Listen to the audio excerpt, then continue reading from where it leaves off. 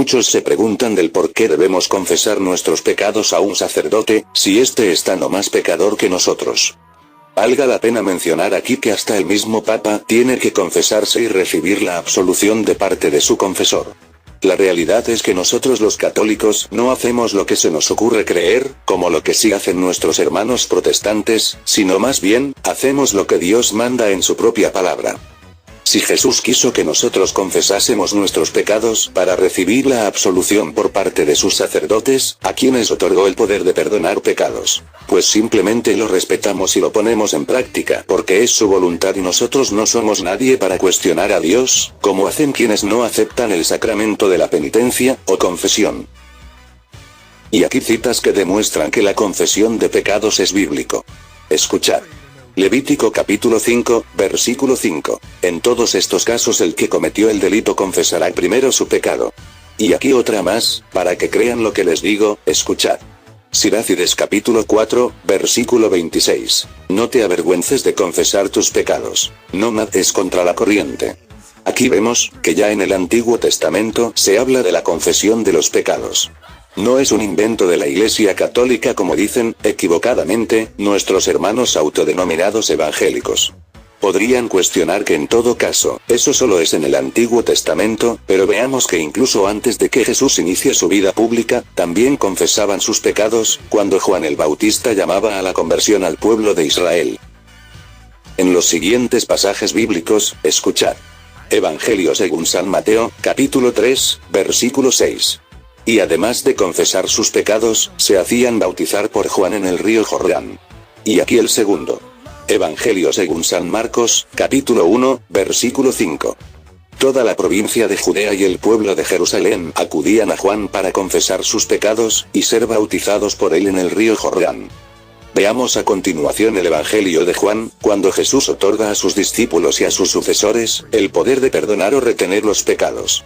Lógicamente, para poder perdonar o retener pecados, quien tiene el poder de hacerlo debe conocer previamente cuál es el pecado del que los confiesa, si no ese poder carecería de sentido, pues la absolución de los pecados, dependería entonces del capricho de quien puede perdonarlos. El único sentido correcto, es que primero el sacerdote, debe conocer los pecados de quien se confiesa, para luego perdonarlos o retenérselos, de acuerdo a si hay o no arrepentimiento de por medio. Evangelio según San Juan. Capítulo 20.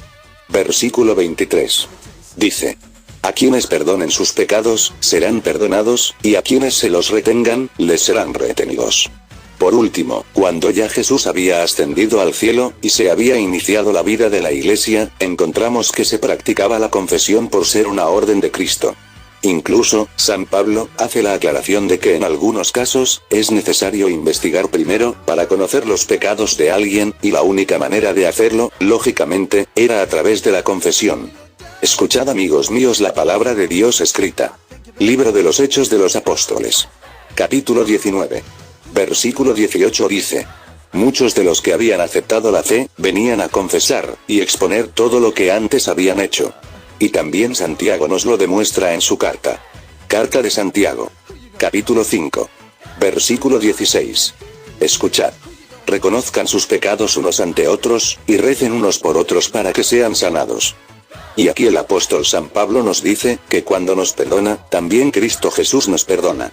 Al decir, en presencia de Cristo. Más claro, imposible. En su segunda carta a los Corintios. Capítulo 2. Versículo 10. Escuchen hermanos míos. A quien ustedes perdonen, también yo le perdono.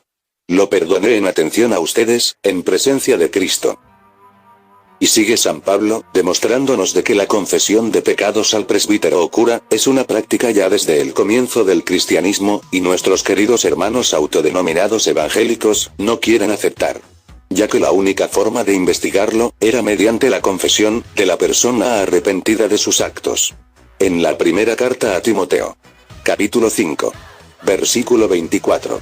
Escuchad.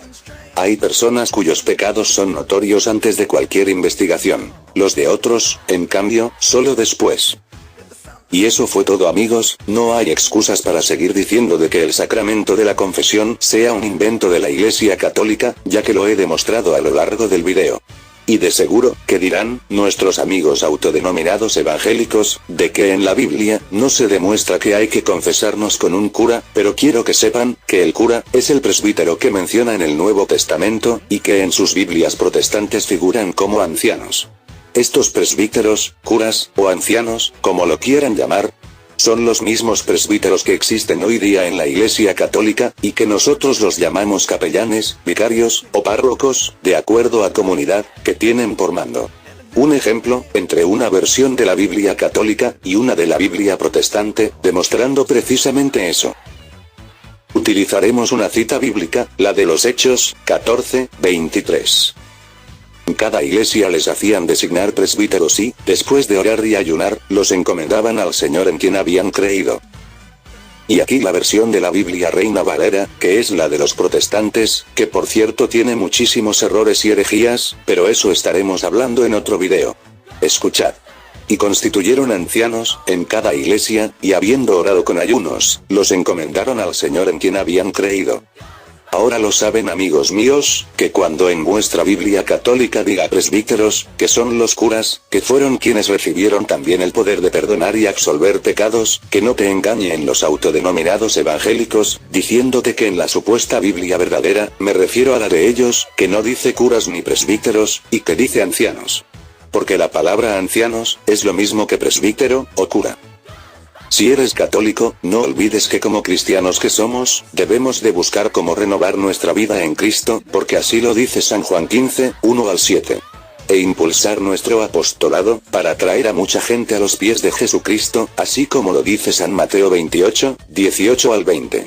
Y no dejar esa labor a las sectas o iglesias protestantes autodenominadas evangélicas, que no poseen la plenitud de los medios de salvación.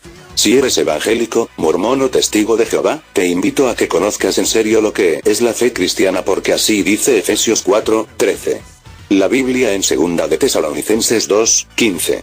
Y la Iglesia de Cristo en Efesios 5:25. Estudia la historia del cristianismo, y ora, para que Dios siga actuando en tu vida. Dios te ama y espera en el redil de plenitud que ha dejado la Iglesia Católica, porque así lo dice en Mateo 16:18. Yo simplemente deseo cumplir la voluntad de Dios en plenitud. Porque así me pide San Mateo 7:21-23. Nos vemos en el próximo video, que Dios los bendiga, y que nuestra Santa Madre María, interceda por todos nosotros. Amén. Shalom, shalom.